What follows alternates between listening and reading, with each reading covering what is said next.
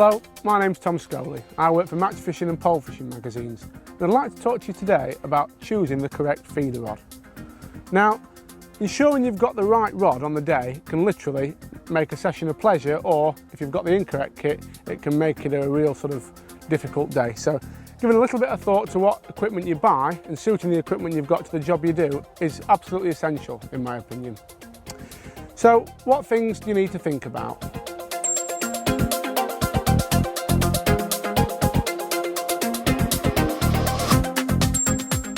Okay, the first thing you need to think about is the power of the rod that you want to use. And this is determined by the species that you're looking to target with the rod and basically the kind of waters that you fish.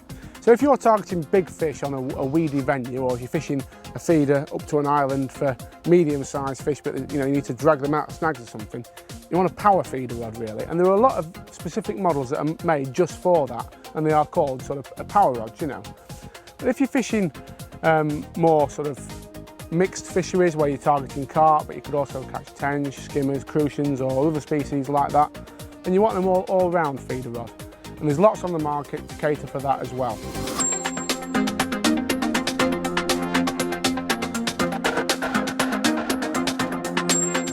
Now the second point to think about is the length of the rod, and this comes down basically to how far you're wanting to cast.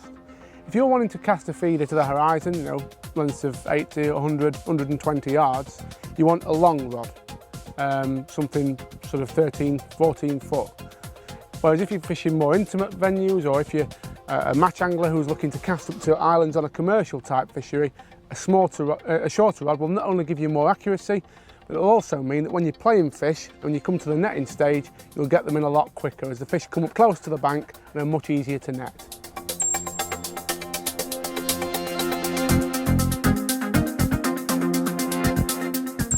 Another consideration is the size of the eyes of the rod that you're wanting to use. Now, generally speaking, if you're wanting to cast a feeder to the horizon, as I previously mentioned, and are buying a rod for distance casting, you'll find that it has bigger eyes anyway. But it's always worth making sure, if you are buying a rod for this purpose, that the size of the eyes are suitably large to accommodate thick lines so you can cast the distance that you want to. Finally, most feeder rods, or all feeder rods, are supplied with quiver tips. Now these range in size really from half an ounce for very sort of light fishing on still waters where you're trying to take tiny delicate bites off species like skimmers or crucians, to really big sort of heavy tips which can go up to sort of 5 ounce in size when you're chucking big weights out on fast flowing water and you've got strong lines to hold. So the size of the tip is a very important consideration. Now, most rods that you buy are supplied with a variety of tips, but again, it's always worth making sure that the sizes of the tip that come with the rod that you're wanting to use are going to suit your style of fishing. And if they're not supplied with tips in that way, you need to find out that you can get them from the manufacturer, because a lot of manufacturers will give you, say, 3 tips with a rod, but if you look in the catalogue, you'll find that they do a full range of tips, so you could actually order tips to specifically suit what you're wanting to do. So how do you go about deciding what quiver tip to use? Well, that really comes down to the weight of feeder that you're fishing with on the day. So the two go hand in hand, and you should always remember that. But the lighter tips range in size from about half an ounce to about 1.5 ounce, and these should be used for picking up delicate bites on still waters when there's little wind to create any sort of tow or movement, because they're really sensitive and you'll pick up the smallest of bites. But on the downside, if you use too light a tip, you'll find that it bottoms out and you'll not see any indications, because all of the strain is taken up either by the movement of the wind or the tow. Moving up to a medium tip, these range in size from about 1.5 ounces to about 3 ounces.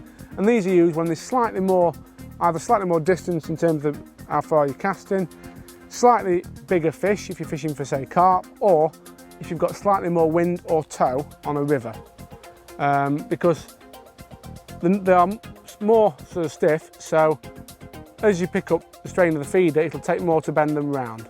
Again, the plus side of that, if you've got adverse conditions, you'll get a more delicate registration because it'll not be pulled round and maxed out as it would be if you were using a light tip.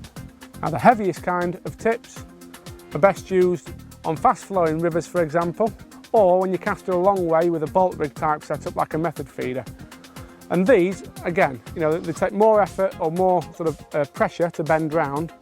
So They're not going to be as sensitive, but they are going to give you better playing power, and if it's windy or you've got adverse conditions, you're better off using one of these because you're going to get a proper bend. And that is the key really. If whatever tip you're using, twinned with the feeder you're using, is about like that and not maxed out, you know you're roughly along the right lines.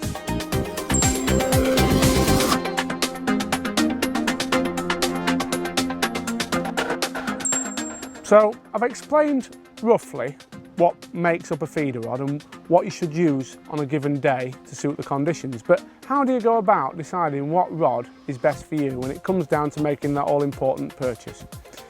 Well, as I've explained, you need to suit the rod to the venues that you're looking at fishing, but the nice thing with a feeder rod is a lot of the systems available give you lots of different combinations. So for example, if you pick a medium length feeder rod, it'll give you 3 different tips. You've got the potential to use it for chucking a method feeder a long way for big fish, or with a lighter tip, it'll probably work well for smaller fish. So it's all about thinking how much you want to spend, thinking about what you want the rod to do, and if you are confused at all by any of it, you can always just ask one of the guys in Fishtec, because they're all anglers themselves. They know what's what and they'll put you right. They'll make sure that you get the rod that's right to do the job that you want it to.